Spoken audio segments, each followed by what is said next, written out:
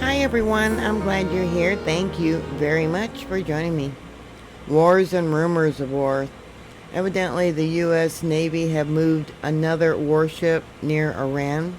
I wonder if it's got anything to do with the attacks there in Yemen against the USS Harry S. Truman, where one of our aircraft fell overboard. The militants there, they are armed and supported by Iran.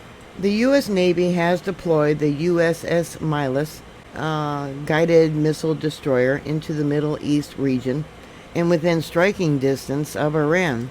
The ship was redeployed from its previous posting in the Western Pacific, where it was patrolling in a supporting role with the USS Carl Vinson. Defense Secretary Pete Hegseth recently ordered the USS Harry Truman, another carrier, to stay put in the eastern Mediterranean to support actions against the Yemen-based and Iranian-funded Houthi rebels. The Milius and its sister ship, the USS Ralph Johnson, which are assigned to the destroyer Squadron 15, have been operating in the Indian Ocean for the past month. The squadron is the Japan-headquartered 7th Fleet Principal Surface Force. The Pentagon is reinforcing its force posture in the Middle East amid continued tensions with Iran over the nuclear talks. Evidently, they refuse to talk, as well as the attacks on ships in the Red Sea by the Iranian-backed Houthi rebels in Yemen. And that one was against the Truman. In addition to the Milius, USS Wayne E. Meyer, a class of destroyer, was initially assigned to the Nimitz Carrier Strike Group for a deployment in the Western Pacific Ocean and has been operating with the Carl Vinson in the Middle East since at least April 13th. The U.S. Central Command said that crews embarked on the USS Carl Vinson and the USS Harry Truman resupply at sea and operate 24/7, targeting Iran-backed Houthi terrorists within Houthi-controlled areas of Yemen.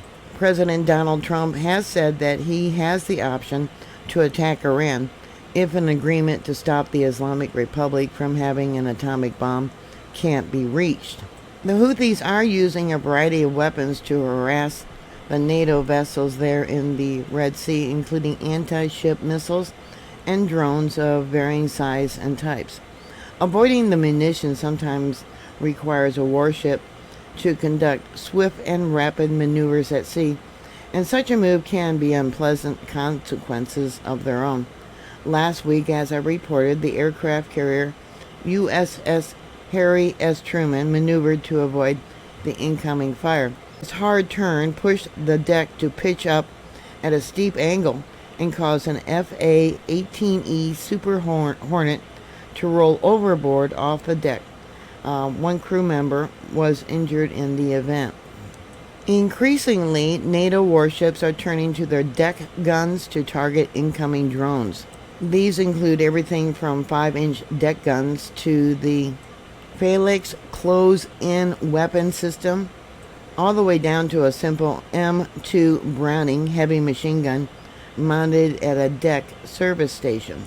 Earlier this month, French military released footage of one of its frigates assigned to the Red Sea patrol duty using its deck gun to destroy an incoming Houthi drone. It fired several rounds in the direction of what the crew believed to be an enemy drone, with the target then exploding in mid-air. The French crew was apparently so surprised at the appearance of the drone that they fired the autocannon without removing the weapon's rubber gun plug. This incident was one of the latest in several in which NATO warships used one of the deck guns to destroy a Houthi drone, demonstrating that these weapons are of increasingly utility in this new kind of maritime warfare. The drawback of using a naval gun in this scenario is that its range stops at about 10 miles. That makes the gun its ship's last line of defense. Failure to take out the threat could leave the vessel open to serious battle damage. In November of 2024, the U.S. Navy destroyer USS Stockdale had engaged in what had been described as a hours-long shootout with the Houthis. A low-flying drone managed to get close to the ship undetected and crossed to its front. The drone was targeted, locked, and destroyed by the ship's 15-inch main gun. Sending prayers to the men and women of our military that are serving over there. This is just terrible. So what are your thoughts? There should be a better way to track the drones. Please put your comments down below. I would like to know.